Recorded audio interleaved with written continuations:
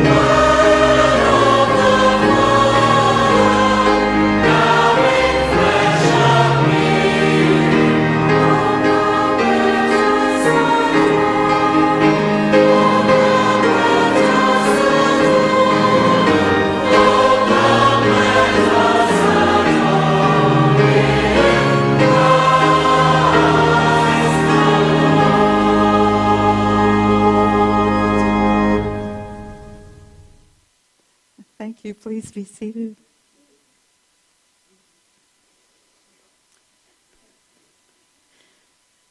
Tonight is a special night. It is a night where we celebrate the Christmas story and we integrate Charles Fillmore's ideas of the 12 powers into that story.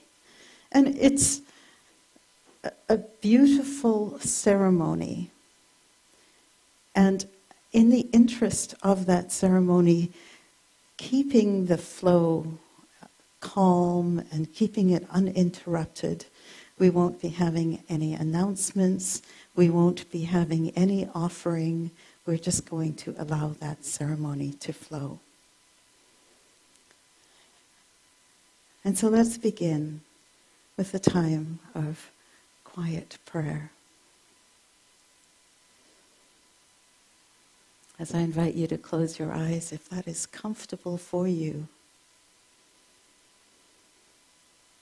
and bring your attention to this now moment. we give thanks that we are gathered here on the traditional and ancestral territory of the Kakite First Nation. And we are so grateful for First Nation peoples everywhere, for their custody of this beautiful land. We give thanks that we can come together tonight in person and through the wonders of technology to laugh together, to sing together, to be supported and be support for one another, to be open to inspiration. At this time of the year, people all over the planet are celebrating. Some celebrate Christmas, others Hanukkah, Kwanzaa, the coming of the light, solstice. Some are anticipating eagerly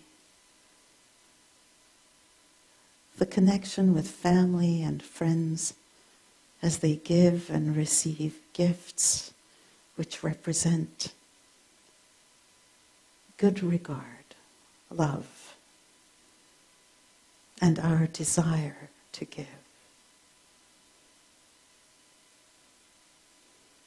And so tonight, regardless of the God of our understanding, we are reminded that we are all one. One people. One humanity. And we are connected one with each other in the one power.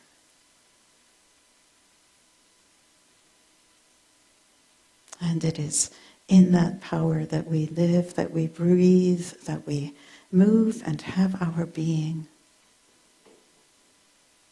And it is from that power and as that power that we send a blessing of love to every person on this planet. Every person, regardless of whatever labels, whatever belief systems, whatever faith traditions, whatever labels that we apply that threaten to divide us.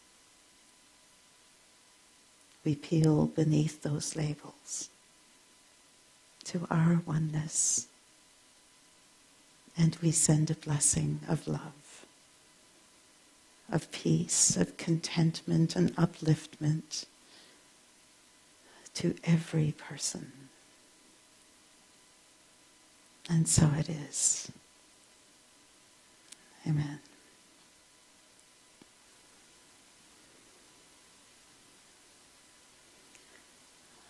The Advent season, which culminates, can't speak tonight, which culminates with Christmas, is an invitation to see the world differently. We are invited to be less committed to the way we think things should be. We are invited to be less attached to normal traditions. We're invited to be less resistant and less protective of our current arrangements.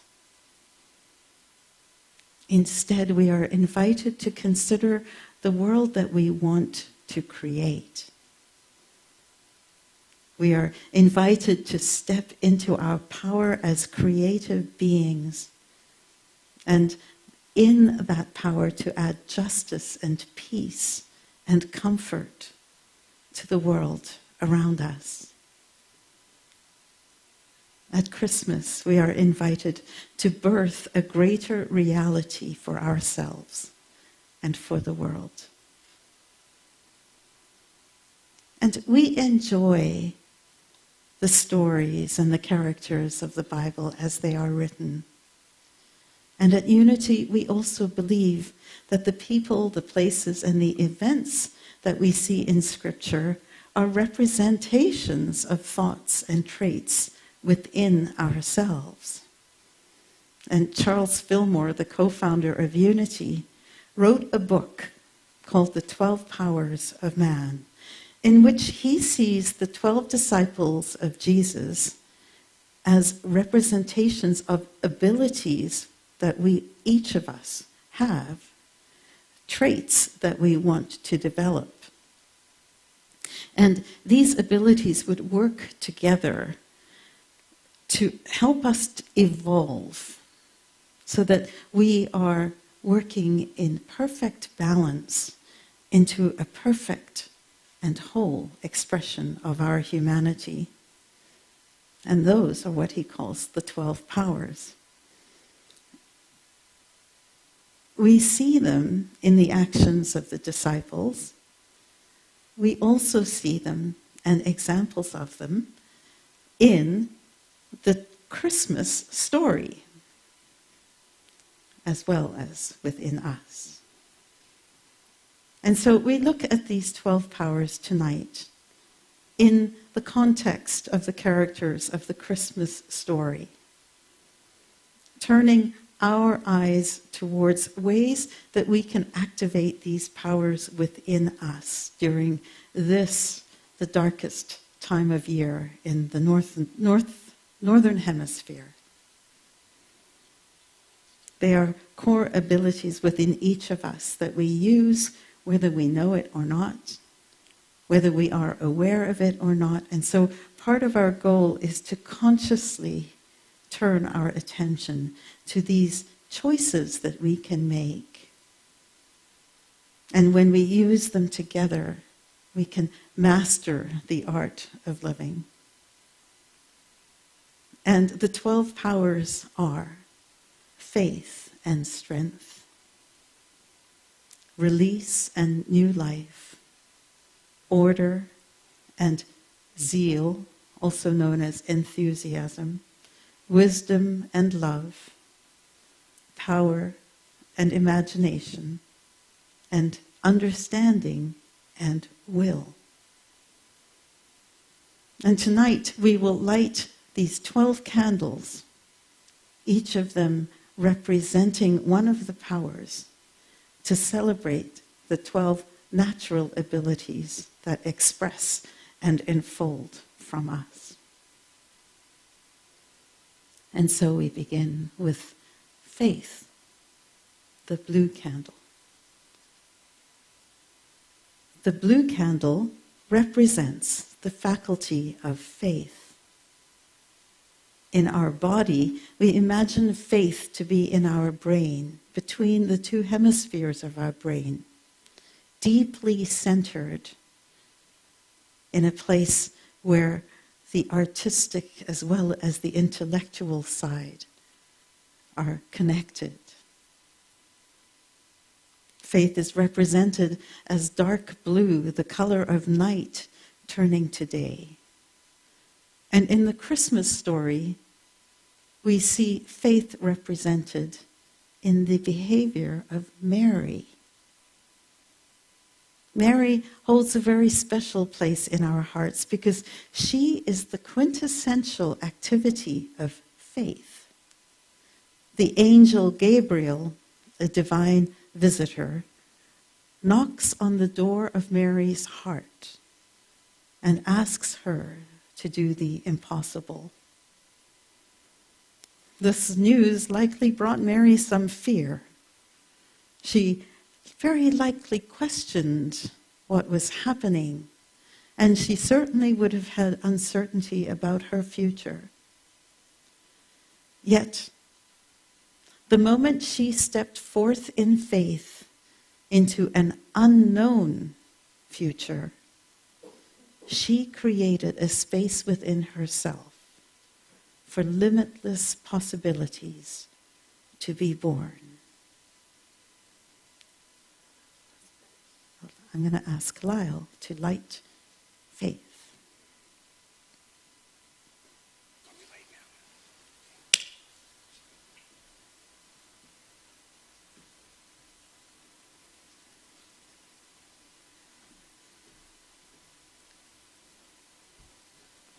I am Chris.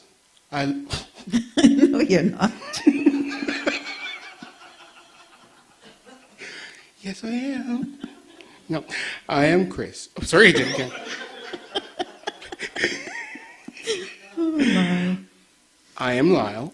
I light this candle to celebrate our power of faith, which is the power that allows me to perceive, to believe, to trust. In times of uncertainty, I awaken my faith, knowing that in times of uncertainty, I have nothing to fear. When I step forward in faith, I create a space for new possibilities to be born. Let's say together, we light this candle to acknowledge the power of faith. We light this candle to acknowledge the power of our faith. We step forward in faith. We create a space for new possibilities to be born. We need not fear. The power of faith is awakened in us now. Okay. Next, we look at the light green candle. The light green candle represents strength. And in our body, we imagine strength located in our backbone. Strength is represented by the color light green. Similar to the light green stalk of a young plant, strength allows us to be both flexible and steadfast. And in the Christmas story, we see strength embodied in many characters, and most especially, we see strength in Joseph. Imagine, Joseph and Mary were engaged to be married, but they weren't married yet.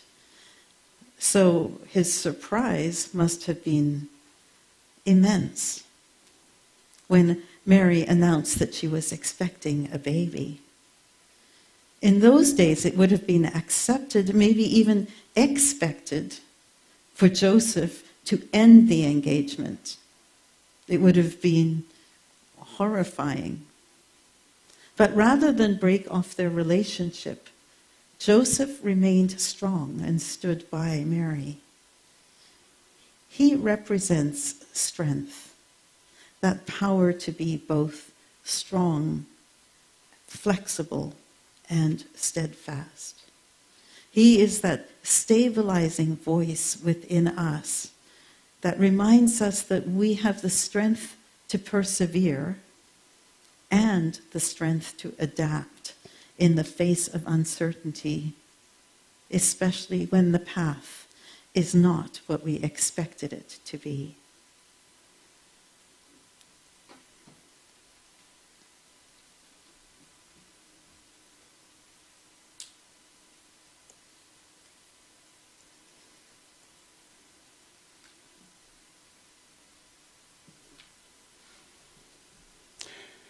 I am Lyle, and I light this candle to acknowledge our power of strength, which is the ability to persist, maintain, and adapt. In times of doubt, when I may question the path I am on, I awaken my strength. Let's say together, we light this candle to acknowledge our power of strength.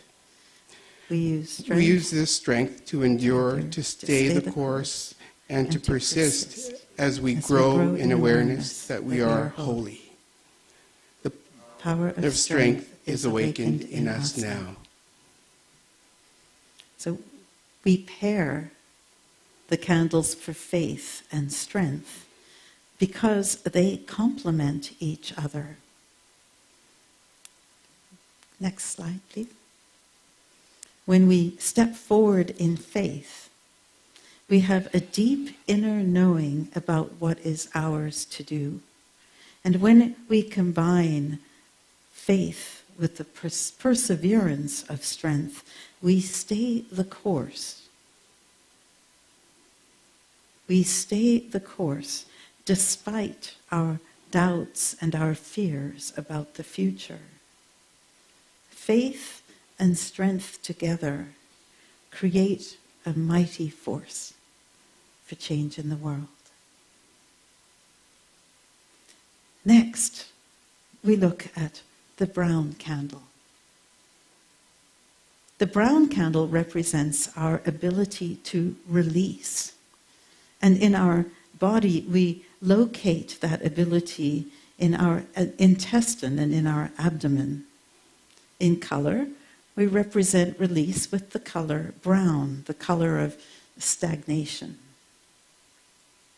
In the Christmas story, the inn and the stable represents our ability to release.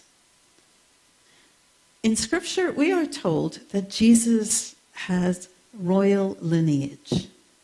He is of King David's line. And the prophets foretold of the coming of a Messiah.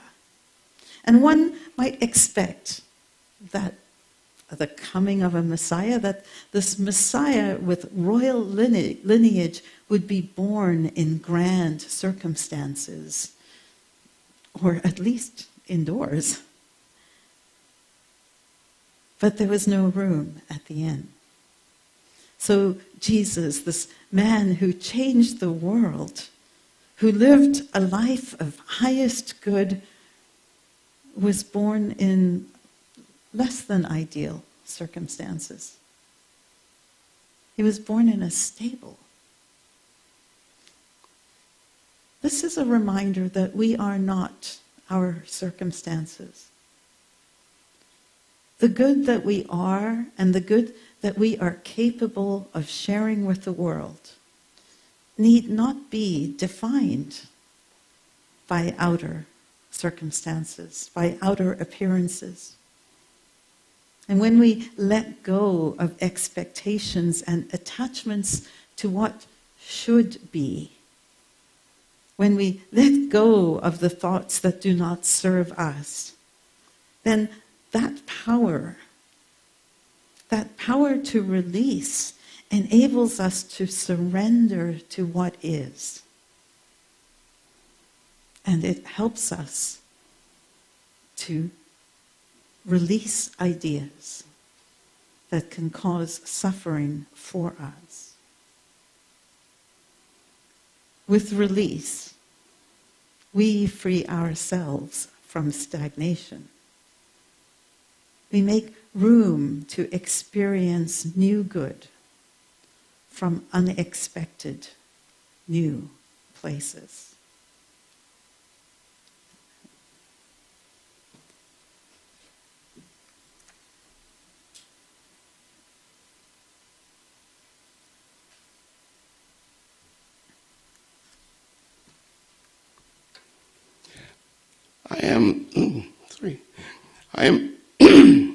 I am Lyle.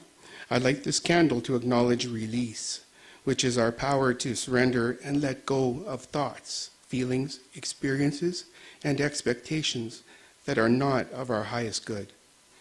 Whenever we are feeling stuck, the power of release helps us to let go and to make space for new possibilities. Let's say together, we light this candle to acknowledge our ability to release. We use release to let go of beliefs, thoughts, and feelings that no longer serve us. The power of release is awakened in us now.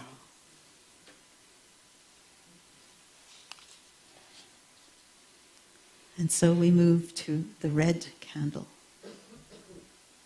The red candle represents the faculty of life. And in our body, we place life in our reproductive organs. In color, we picture life as red, that color of the lifeblood that sustains us. And in the Christmas story, not surprisingly, life is represented by the baby. Have you ever been on a sky train or in the grocery store or in a place where People are always on the hustle and bustle and in a hurry. Have you noticed that even the most hardened and grumpy people will soften and smile at a baby? Babies represent hope for new tomorrows. They represent unlimited potential. They represent life itself. Babies, by their very nature, add light, joy, and vibrancy to the world. We nurture them, we support them, we celebrate their growth, and we delight in their natural enjoyment of life. The setting for Jesus' birth, the stable, is a reminder that wonderful new beginnings can happen in the most humble circumstances. Like all babies, vitality and wholeness are our birthright too, each one of us. Like all babies, our nature is to expand and grow, each one of us. And like the swaddling clothes which wrapped the infant Jesus in a blanket of warmth and protection, we can offer ourselves warmth and protection and safety. And then, like a newborn child, we use the power of life to energize, enliven, and revitalize the world within us and the world around us.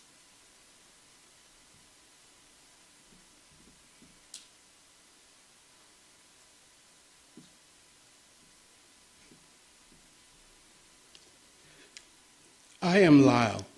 I light this candle to acknowledge life, which is our power to add vitality, wholeness, and joy. When we are feeling depleted, we awaken the power of life to energize, enliven, and revitalize our world.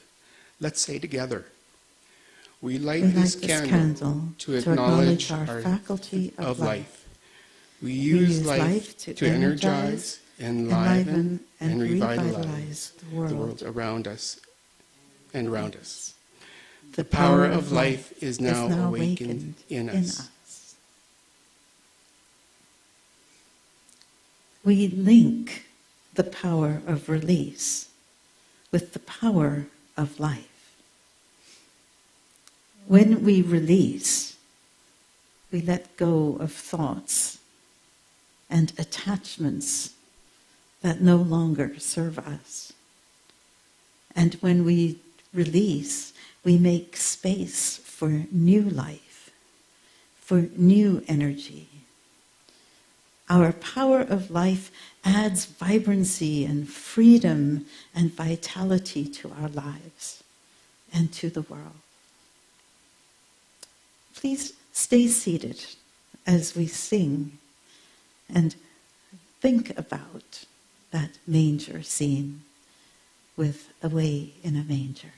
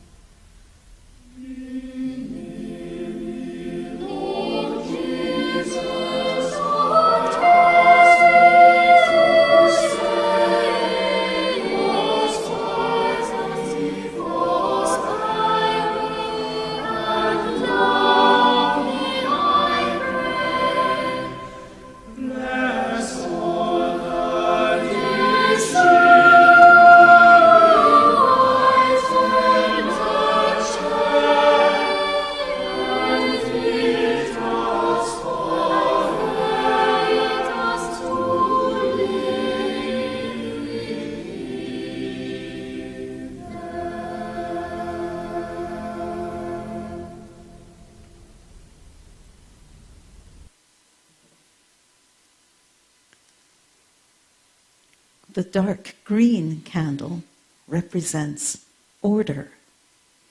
In our bodies, we place order in our lower belly. In color, order is represented by dark green, the color of a file folder. And in the Christmas story, our faculty of order, our ability to order, is represented by the journey and the road to Bethlehem. The Christmas story tells that Mary and Joseph journeyed from Nazareth to Bethlehem. And although she was in an advanced stage of pregnancy, Mary and Joseph made their way from one place to another, following a path and achieving steady progress until they reached their destination. In their calm example, we see the power of order at work. When we feel overwhelmed, when we feel that it is a challenge that is too big to overcome, the power of order can help us to move forward methodically, deliberately, and with purpose. We use the power of order to create a life which is productive and peaceful, balanced and harmonious.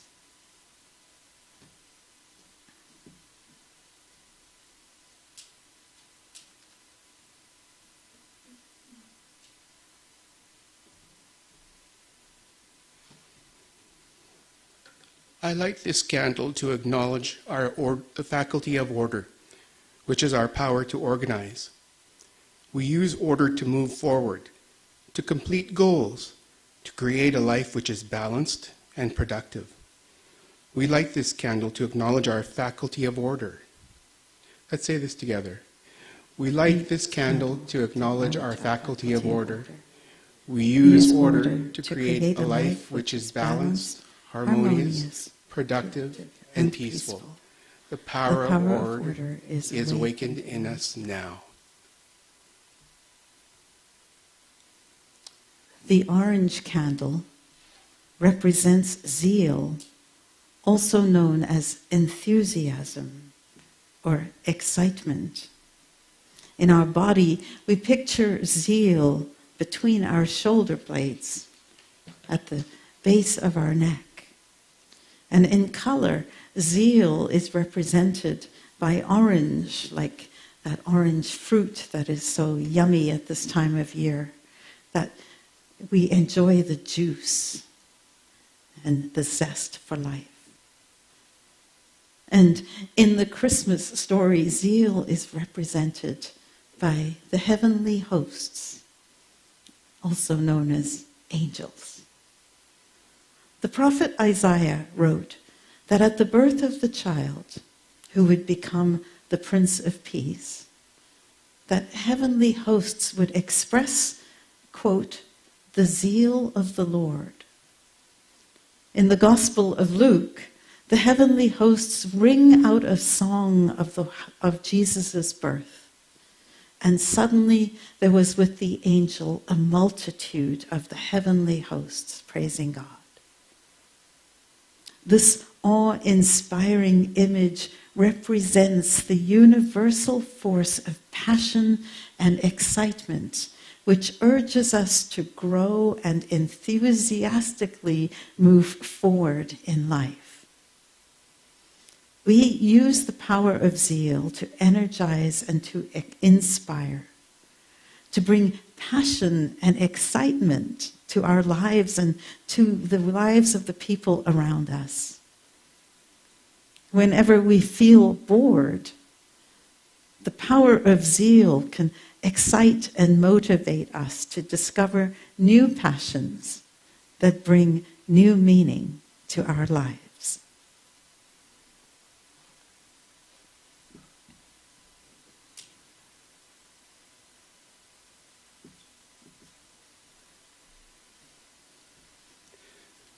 I light this candle to celebrate zeal, which is our power to add passion and excitement to life. We use zeal to energize and positively inspire ourselves and others, and to bring enthusiasm wherever we go. Let's say together, we light this candle to acknowledge our power of zeal. We use zeal to energize and positively inspire ourselves and others, and to bring enthusiasm and passion everywhere we go. Zeal is awakened in us now. We pair order and zeal. We use order to move forward with attention and intention. We use zeal to discover our passion for life. Without order, zeal can be hectic, out of control, frenzied. Without passion, order can be joyless and boring. When we use passion and order together, we see our passion for life fulfilled and accomplished, and we move forward to get things done. Shall we stand and sing another classic carol, O Little Town of Bethlehem? Your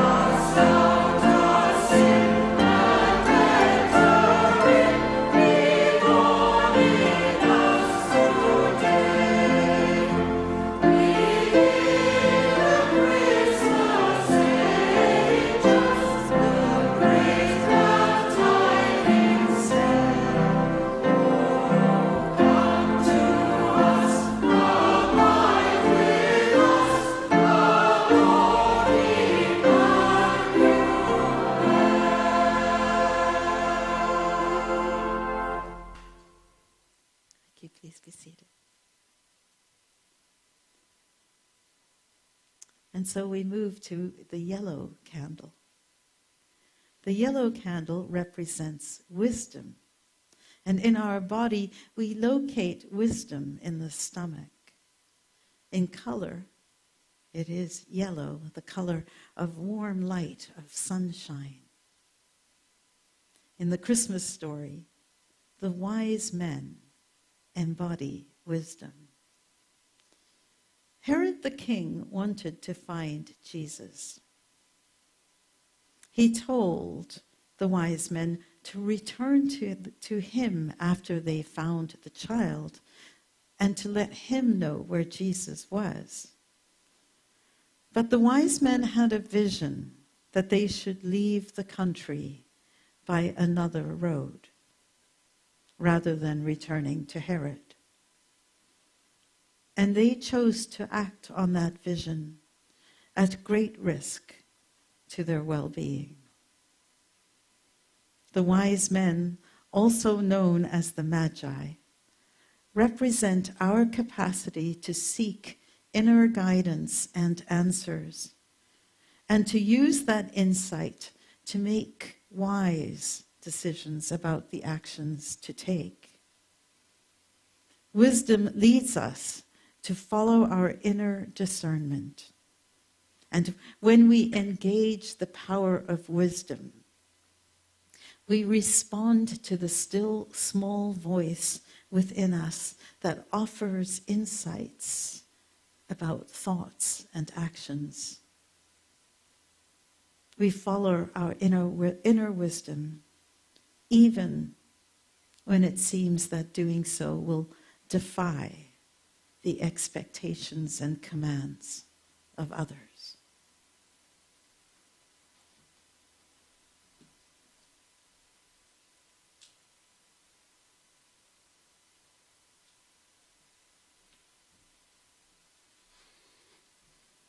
I light this candle to celebrate our power of wisdom, which is the ability to discern.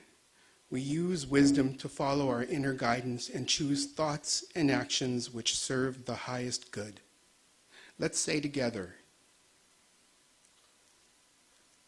we light this candle to acknowledge our faculty of wisdom. We use wisdom to follow our inner guidance and discern the right action to take. Wisdom is awakened in us now. The pink candle represents love. In our bodies, we place love in our hearts. And in color, that pink, a mixture of red, of life, and the white of light. And in the Christmas story, the gifts of the Magi represent the faculty of love.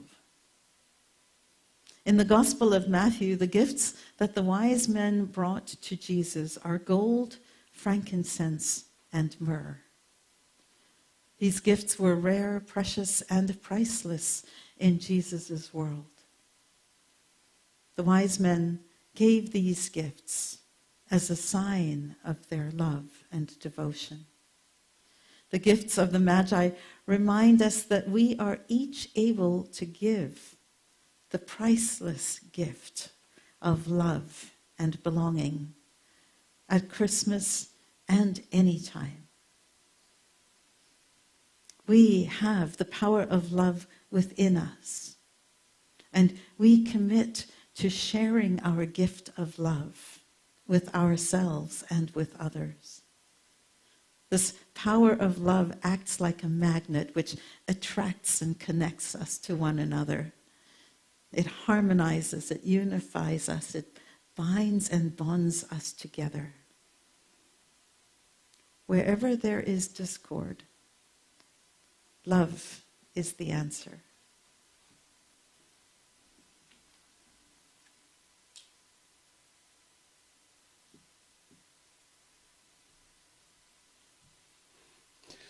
I light this candle to celebrate love, which is our ability to unify and bring harmony to the world around us. Love is a precious gift we can give to ourselves and to others. Let's say together, we light this candle to acknowledge our faculty of love. Love is a gift we can give to ourselves and to others to honor the wholeness of humanity. Love is awakened in us now.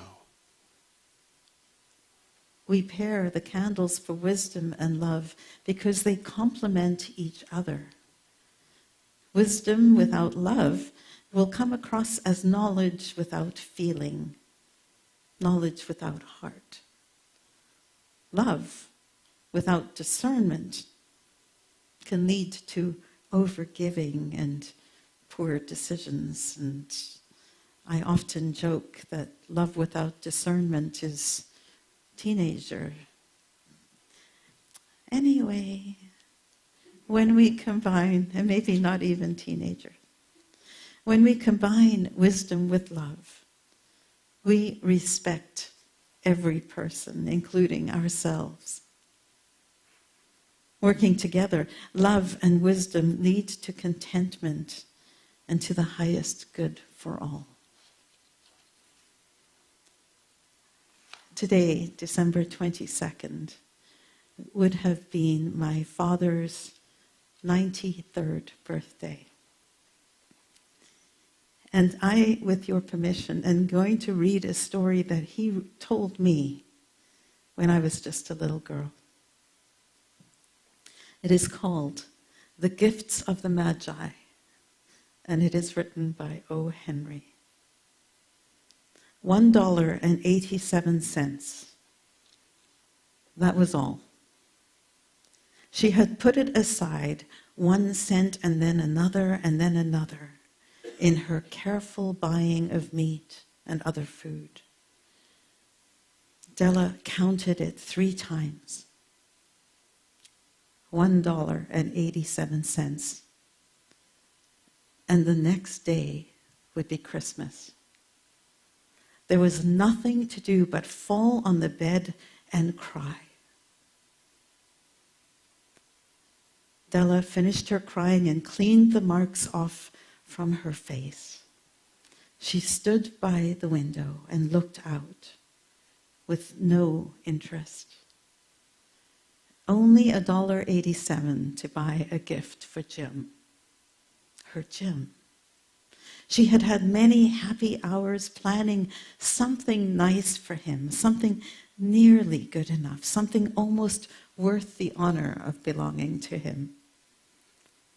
Suddenly, she turned from the window and stood before the looking glass.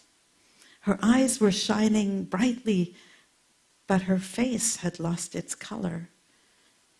She pulled down her hair and let it fall to its complete length. The James Dillingham Youngs were very proud of 2 things which they owned.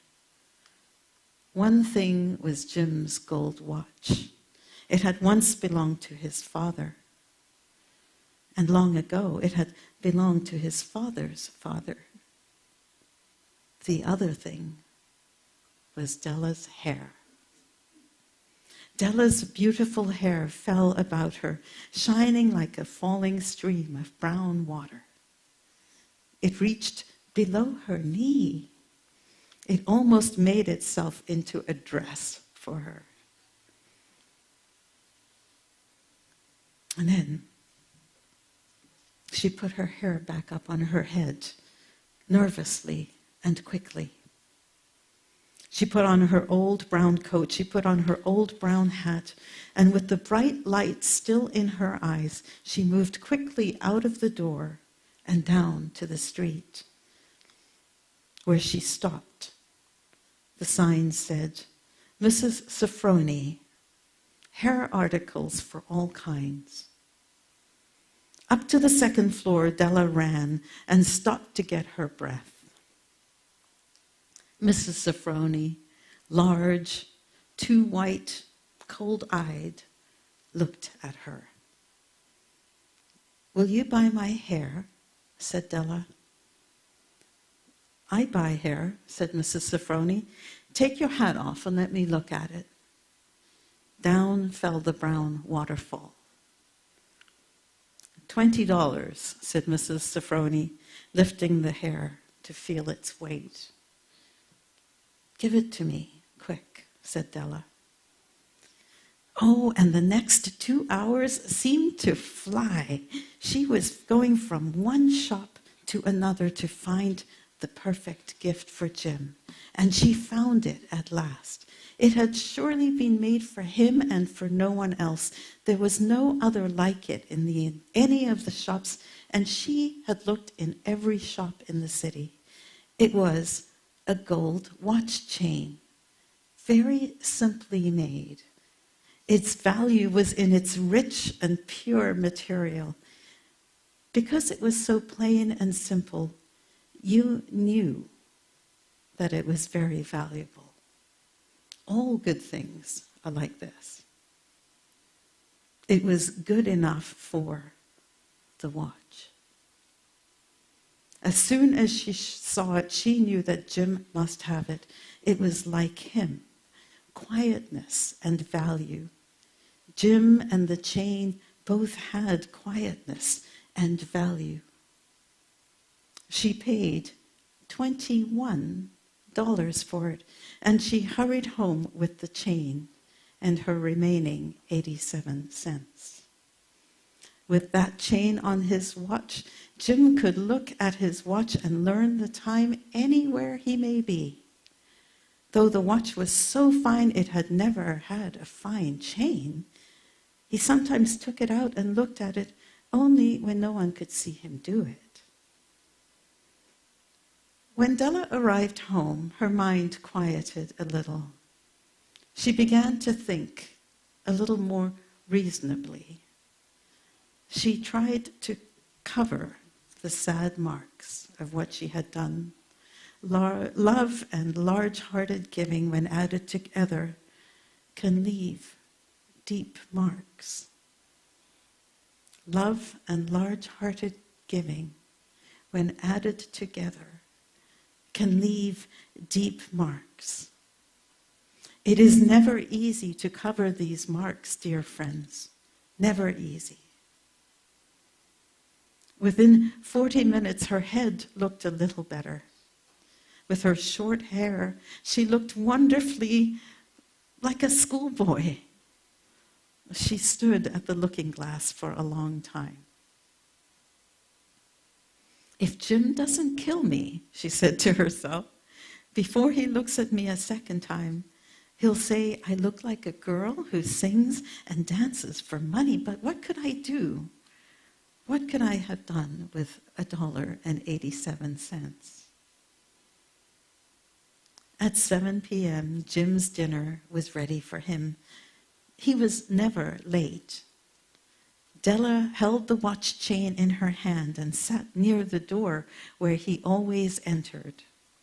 Then she heard his step in the hall, and her face lost color for a moment.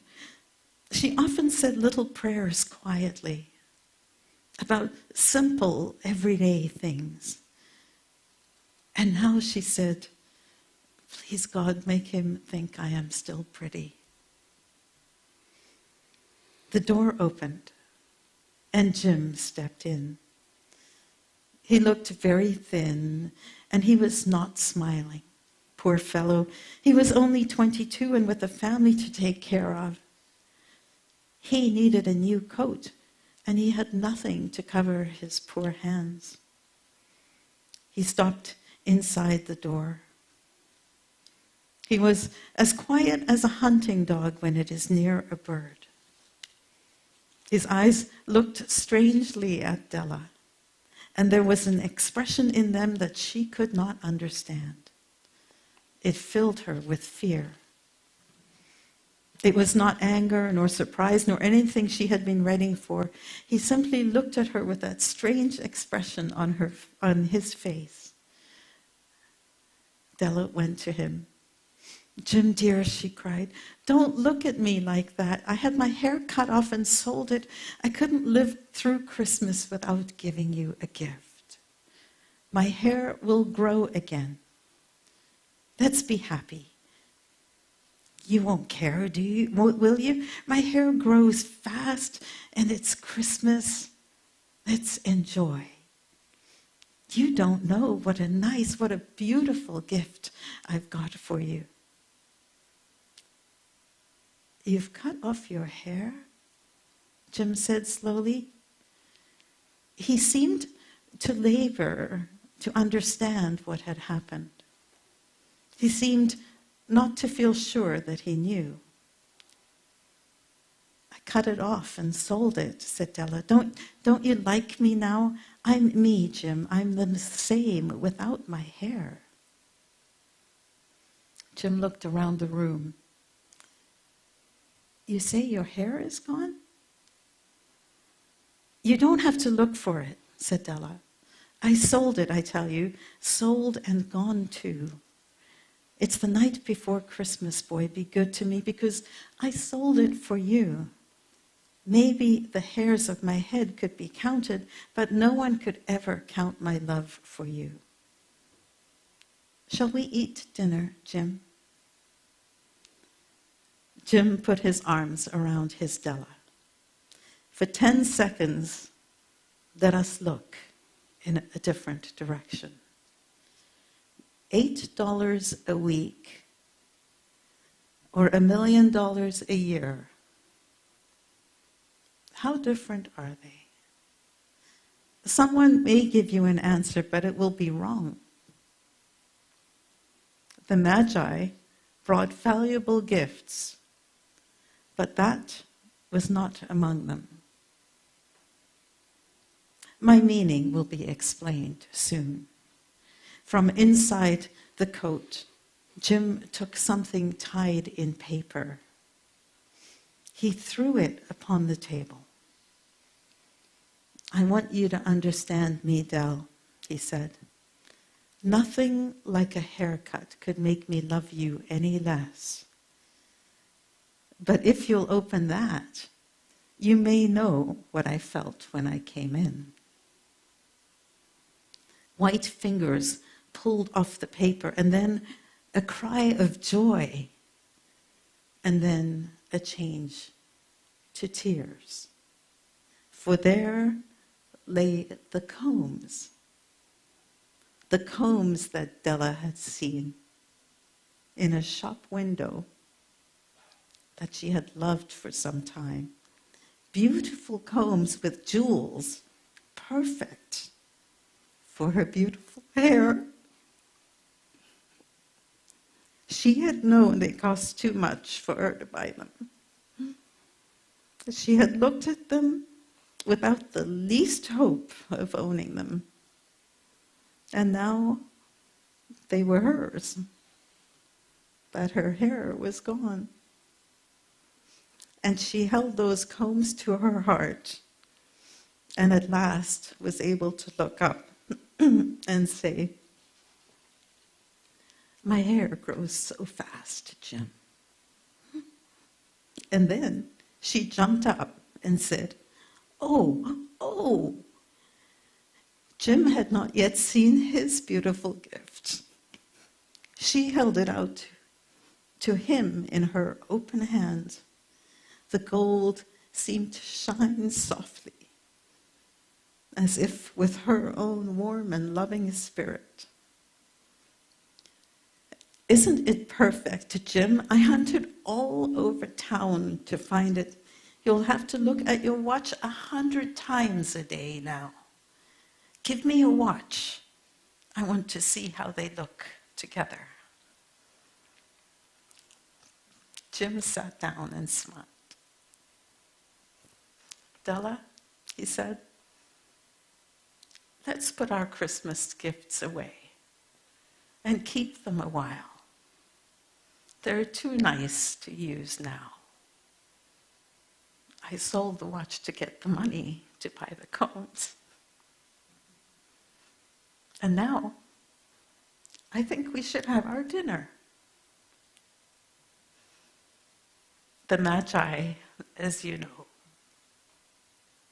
were wise men, wonderfully wise men, who brought gifts to the newborn Christ child. They were the first to give Christmas gifts. Being wise, Their gifts were doubtless wise gifts. And here I have told you the story of two children who were not wise. Each sold the most valuable thing they owned in order to buy a gift for the other. But let me speak a last word to the wise of these days. Of all who give gifts,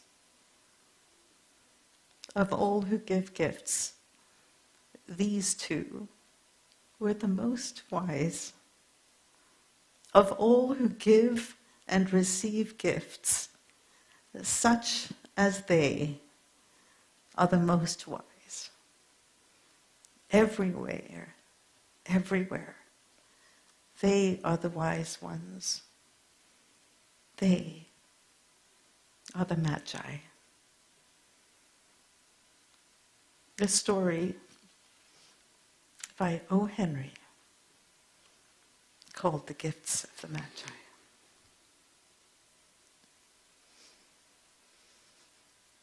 Let's move to another candle. The purple candle represents the power within us. In our body, power is represented in our throat, from where our words emerge. The color, purple, is traditionally held for royalty, and in the story, I represent power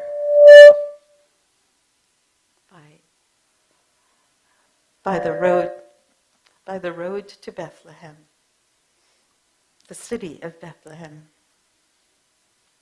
In Bethlehem, in Hebrew, the word Bethlehem literally translates to house of bread. So it was in the house of bread that Jesus was born. Bread has the power to give life and to nourish. Like bread, our words have power to give life to what we think, to what we feel, to what we believe. Our words have power.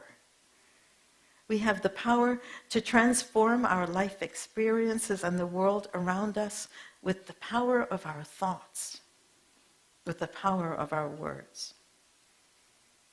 And so we choose to direct our power of power, feeding ourselves with thoughts and feelings and words and actions which are in the direction of good.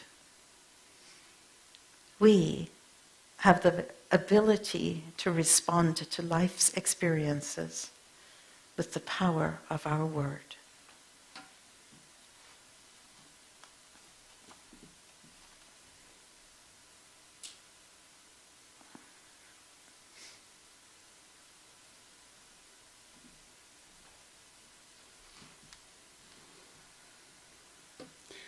I light this candle to celebrate power, which is our ability to give life to our world with our words and intentions.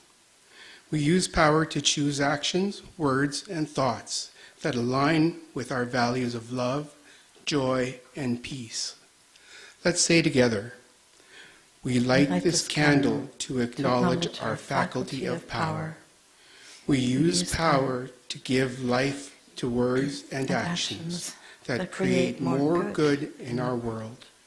Power is awakened in us now.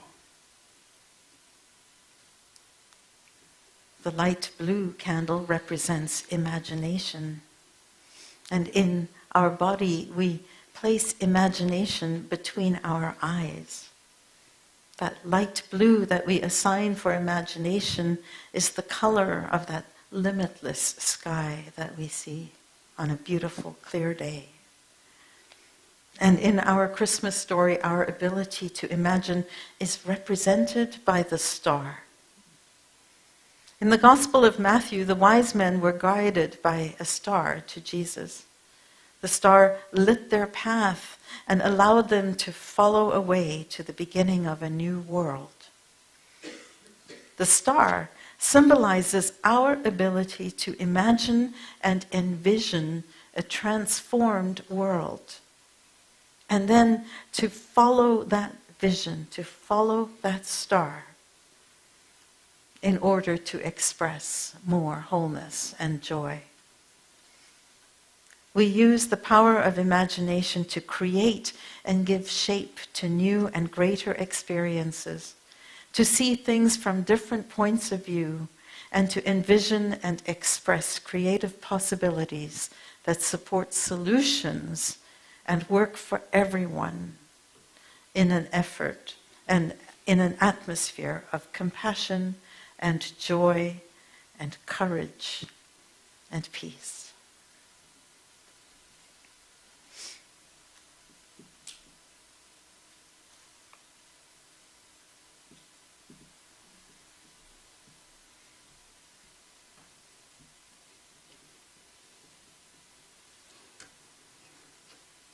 I light this candle to celebrate imagination, which is the ability to see different possibilities and points of view. When we are challenged, we use imagination to create healthy, prosperous, peaceful, and joyous experiences. Let's say together,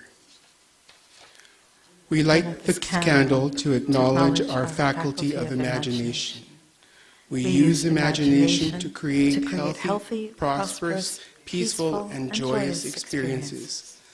The light of imagination is awakened in us now. We pair power and imagination.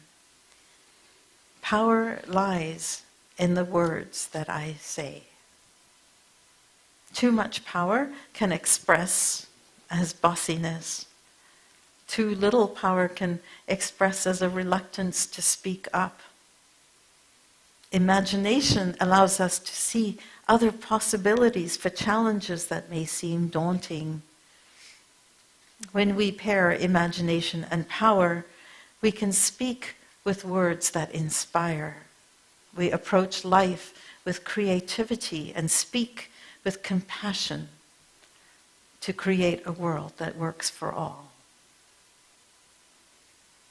And so we move to our final 2 candles. The gold candle represents understanding. And in our body, we place understanding at the top of our forehead. In the Christmas story, our faculty of understanding is represented by the shepherds. In the Gospel of Luke, the shepherds are tending to their sheep when the angels appear. They're doing what they've done for generations, watching over what is precious and necessary for their life. Yet they understood that something important had happened. When their heavenly hosts told them of a newborn baby, the shepherds were open to seeing things differently, to know the world in a more profound way. They demonstrate our power of understanding, their ability to stretch and see with new eyes, to take in all that is happening, not just what we see on the surface, but also to something deeper with our hearts and our minds. Understanding represents the ability to recognize, to learn something new, and to comprehend. With understanding, we make sense of the world around us.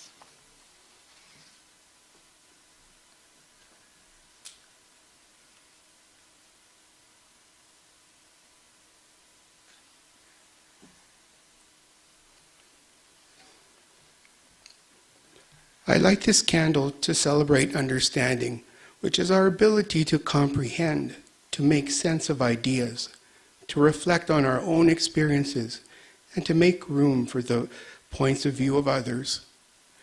We say together, we light this candle to acknowledge our faculty of understanding. We use understanding to make sense of our own experiences and to make room for the points of view of others. Understanding is awakened in us now. The silver candle represents the shepherds and the faculty of will. In our body, we place will at the top of our heads, at the crown of our being. We represent will with silver, that sparkle. The shepherds left their sheep in the darkness of night to go and see this baby. And then after seeing the baby, they returned, transformed, filled with joy. In leaving the relative comfort of what they knew, the shepherds demonstrated the power of will. Will is our power to commit, to act, to say yes to that which is calling us to be greater than we could have ever imagined. Willingness is that part of us that is prepared to enter into an unknown and uncomfortable place in order to grow, to expand, to express more joy in life. Willingness follows that longing within us to grow.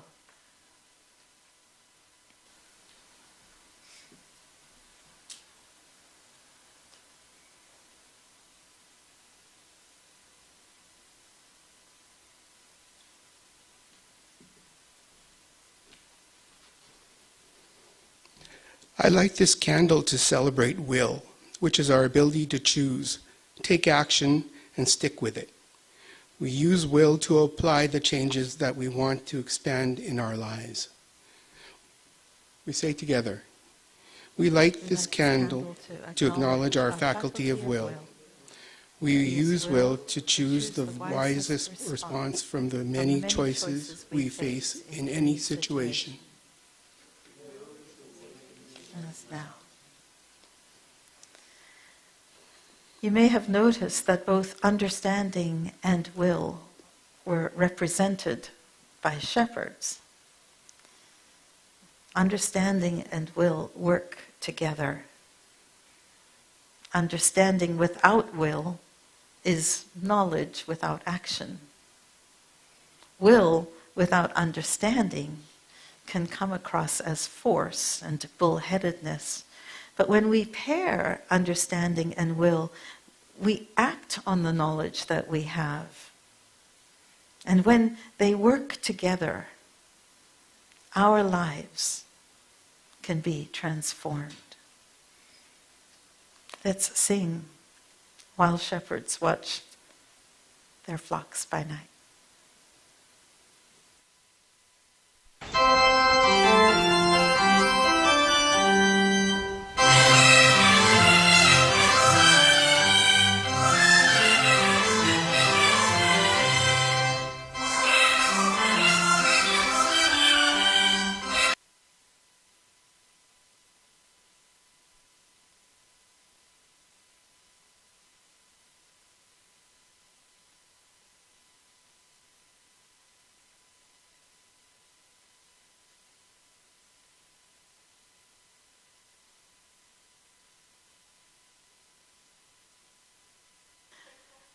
Playful, yes.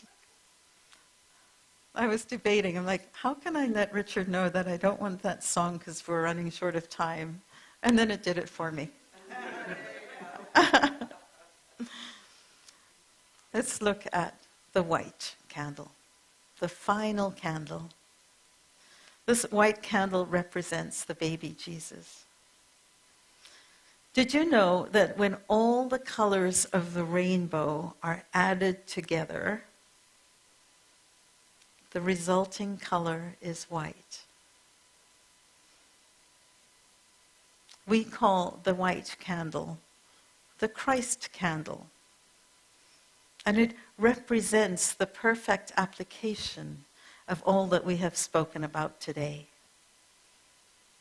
What Jesus lived and demonstrated is this perfect balance of these 12 powers that I've spoken about today. He was the example of what we call the Christ consciousness. It is the perfect expression of humanity. It is when we live from a place of wholeness, of purity, of love. And at Christmas and every other day, we are called to birth that Christ consciousness in ourselves. And Jesus said, I am the light of the world. He also said, you are the light of the world. He encouraged us to learn from him and to follow his example.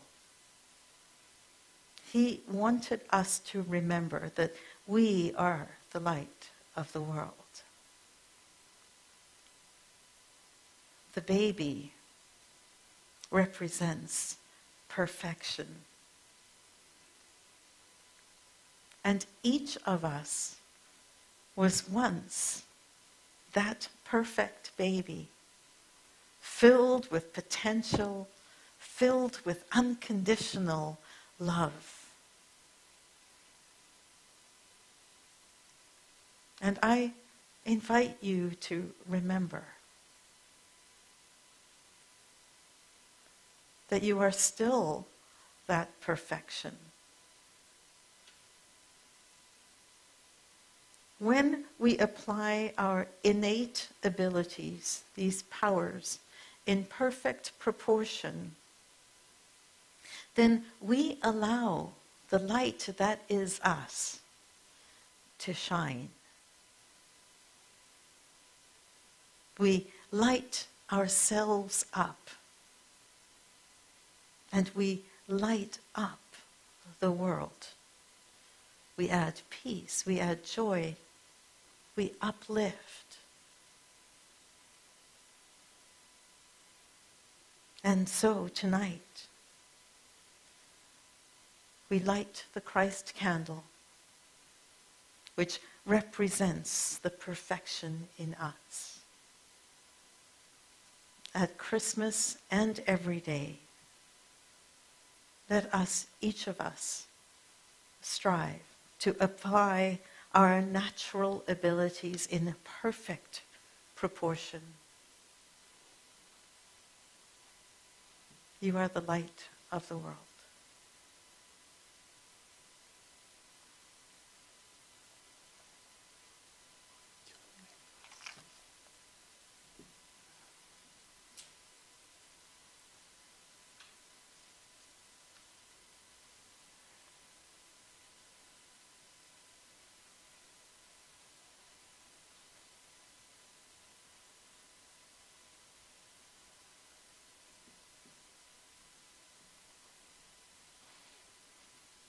Stay seated if you would. Enjoy this song.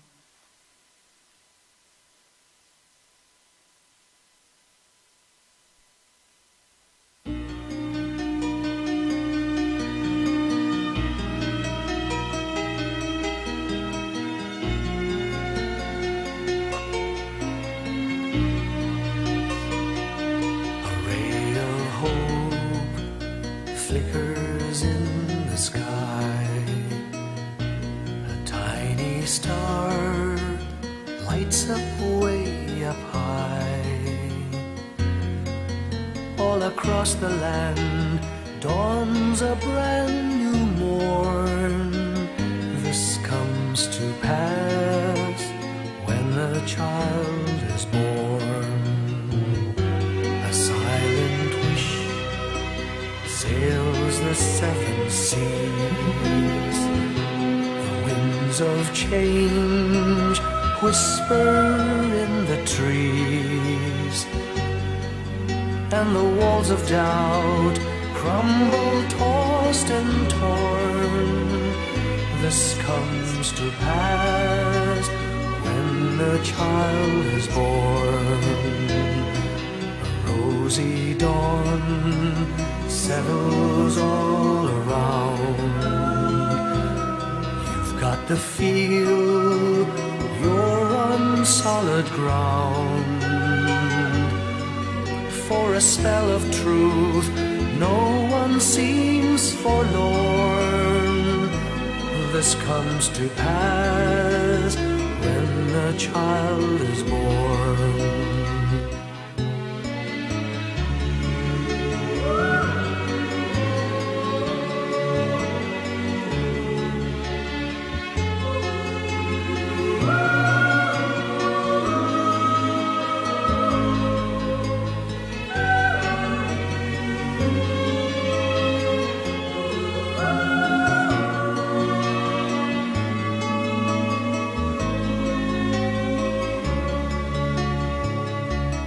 It's all a dream, an illusion now.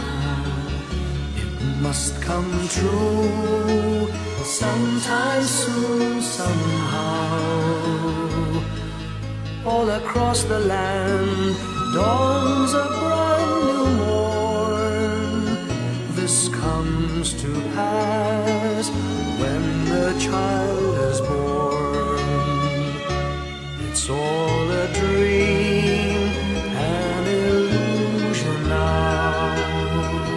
It must come true sometime soon, somehow. All across the land dawns a brand new morn. This comes to pass when a child is born.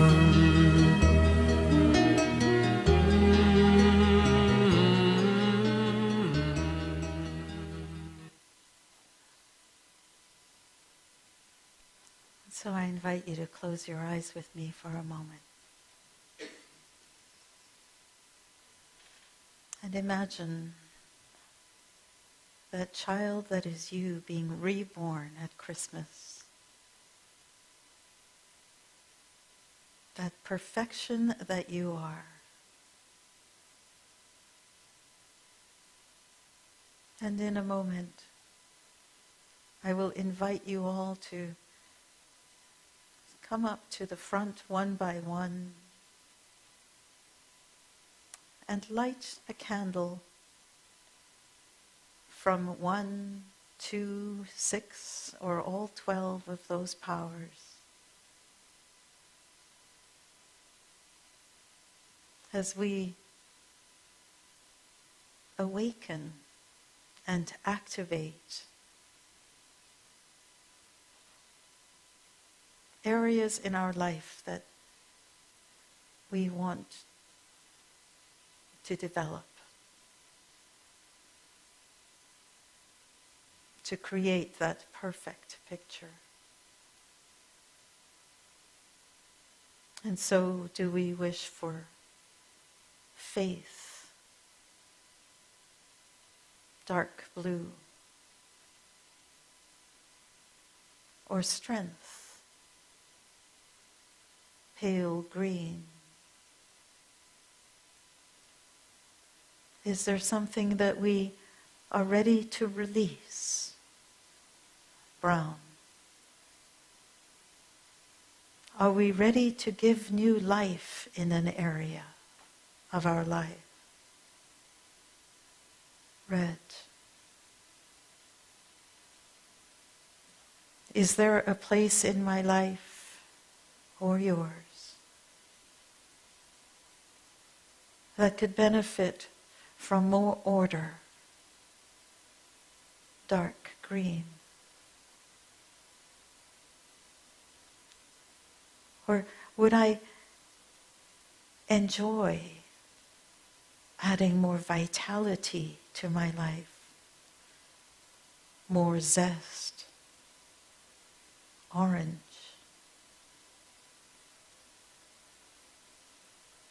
Perhaps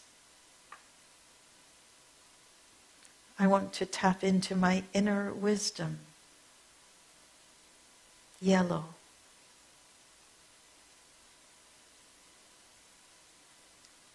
Or maybe I want to grow and spread more love. Pink.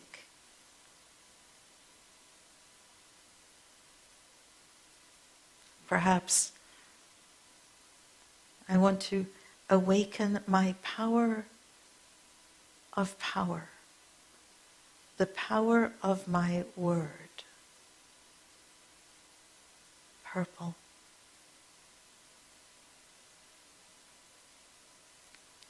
Maybe there is a part of my life that could benefit from seeing things with different eyes.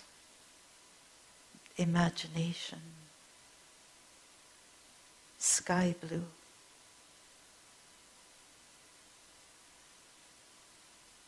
Perhaps there is something that I am reluctant to understand. And I am willing to open up my ability to understand. Gold.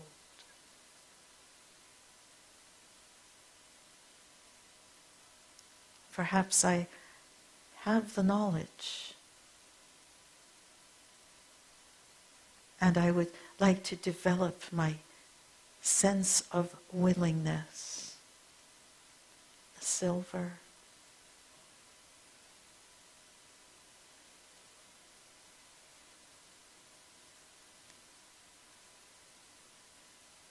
Take a moment now.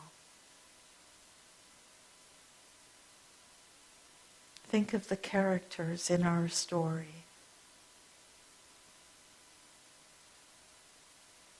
And when you are ready, I invite you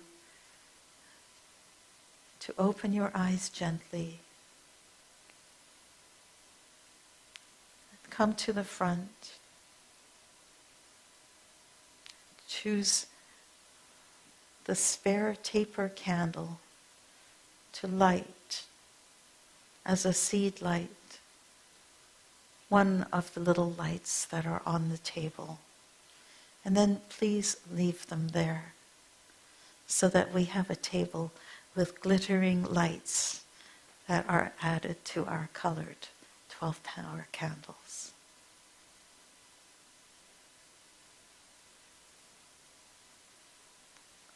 Whenever you feel called.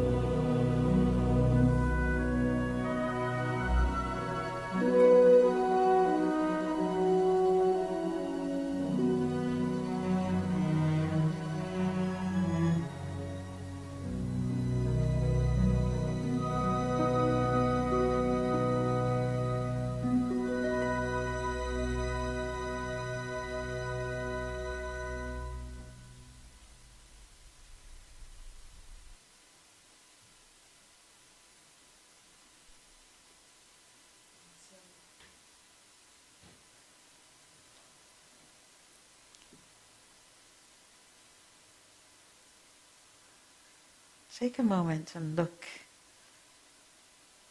at these lovely lights. They represent the light that you are. They represent hope, warmth,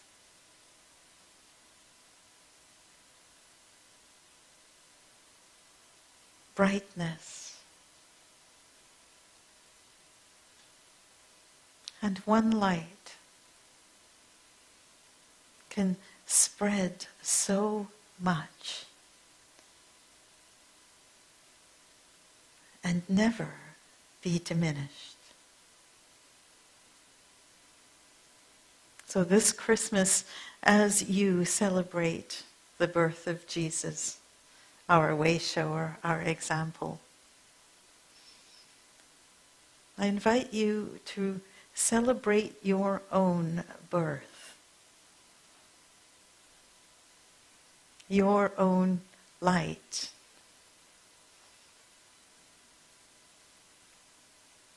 Jesus said he was the light of the world. Remember, he also said, you are the light of the world.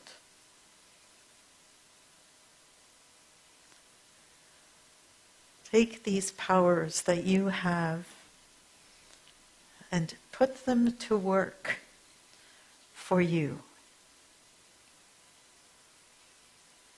Put them to work for the people you love.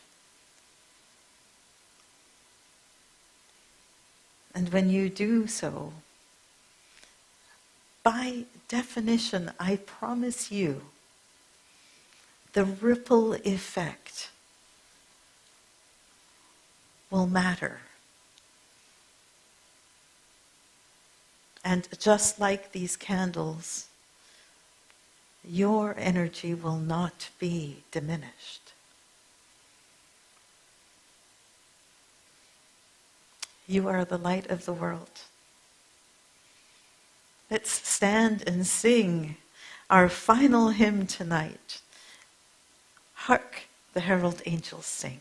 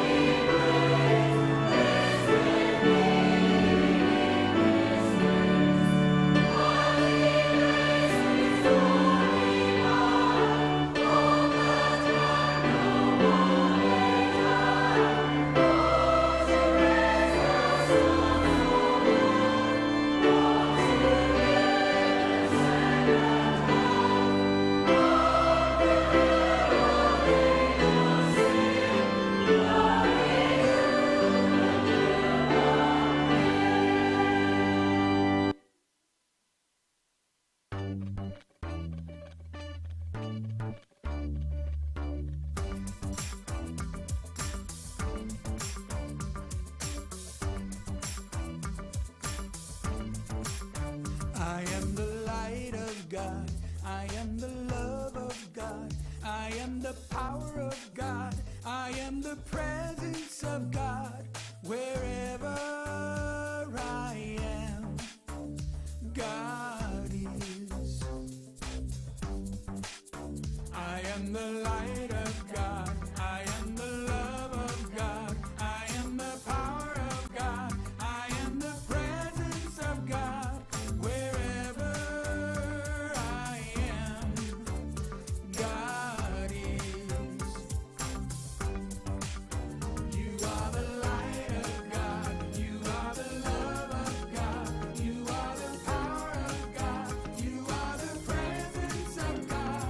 Wherever you are, God is.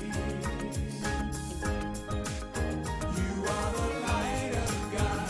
You are the love of God. You are the power of God. You are the presence of God. Wherever you are, God is.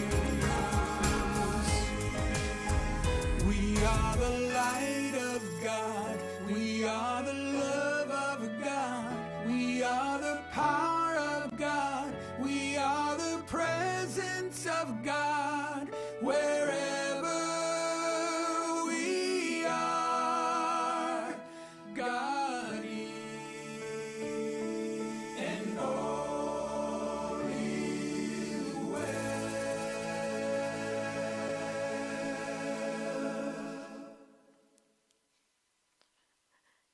Merry Christmas! Don't forget to be here on Christmas Day if you can, because we're going to try doing the pageant that we weren't able to do last week. So I hope you are here. Merry Christmas, one and all.